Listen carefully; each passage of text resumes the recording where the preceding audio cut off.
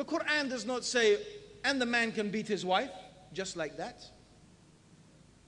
The Quran is clearly telling, first of all, that Allah has given the man a responsibility.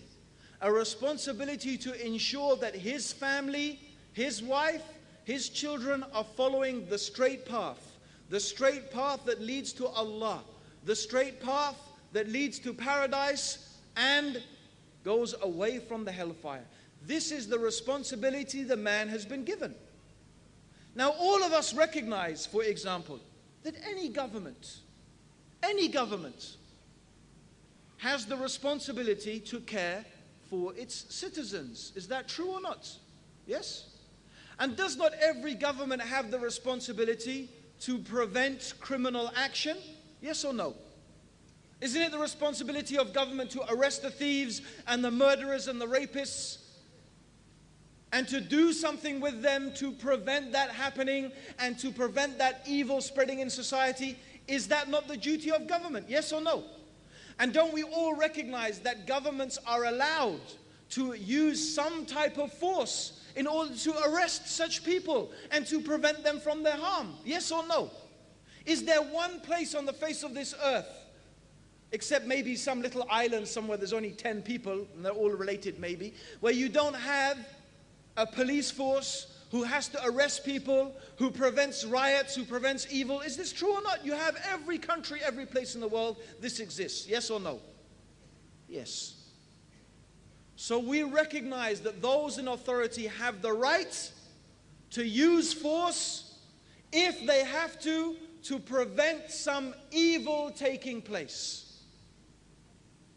What is the problem, therefore, that Islam has given the head of the household some allowance to use a type of force in order to prevent his family from falling into evil?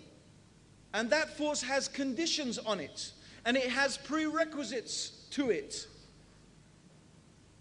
The first thing the Quran mentions, if you perceive some evil, or if you see some evil, this means some evil, some Islamic evil, something that is haram, something that is disobedience to Allah subhanahu wa ta'ala.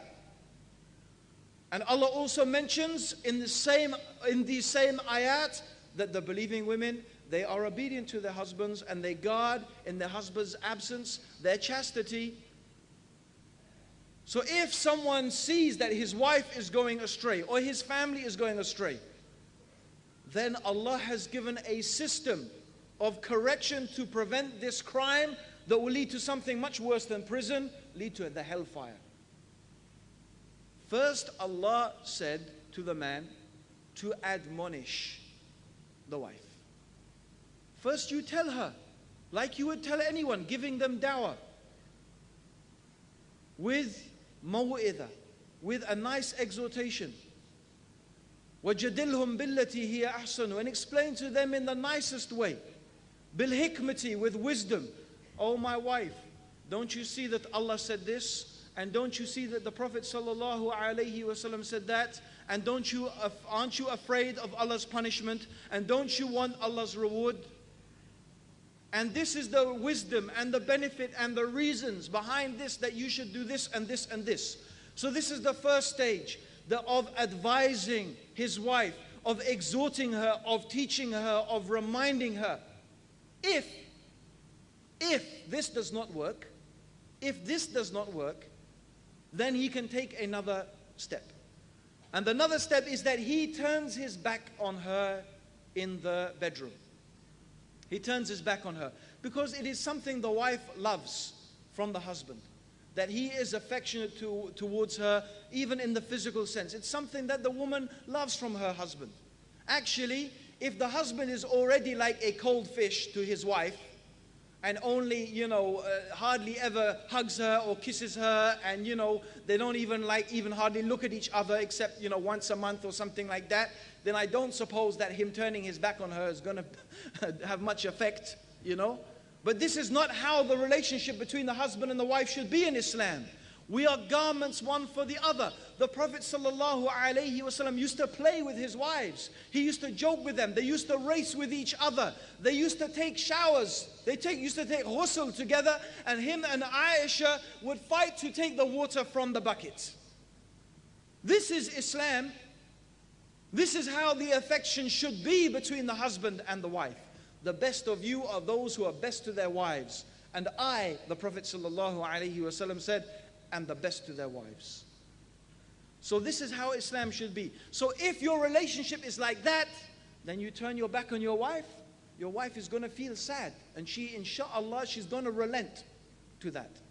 Even if this after some time does not work, then the husband is allowed to prevent her from evil, to apply some type of physical force. This is a type of very light beating. In fact, as some scholars mentioned, it is just to hit with the miswak. But Allahu alam. What we know from the Prophet sallallahu alaihi wasallam is this type of beating is not allowed to leave any type of mark. It is not allowed to break the skin. It is not allowed to break a bone or even leave a mark on the skin. A beating that is that severe is forbidden, and this is a type of assault. And it's haram and a crime in Islam to treat your wife like that. But a type of physical reprimand in order to bring her to goodness is allowed. This is not an excuse for a man to beat his wife. It's not allowed. Just for any reason, because you're angry, you're upset because, oh, the dinner's not ready. What is this? This is not the way. This is not Islam at all. In fact, the Prophet ﷺ hated that people should beat their wives. He did not like that people should beat their wives. In fact, he said, the best of you are not those who beat their wives.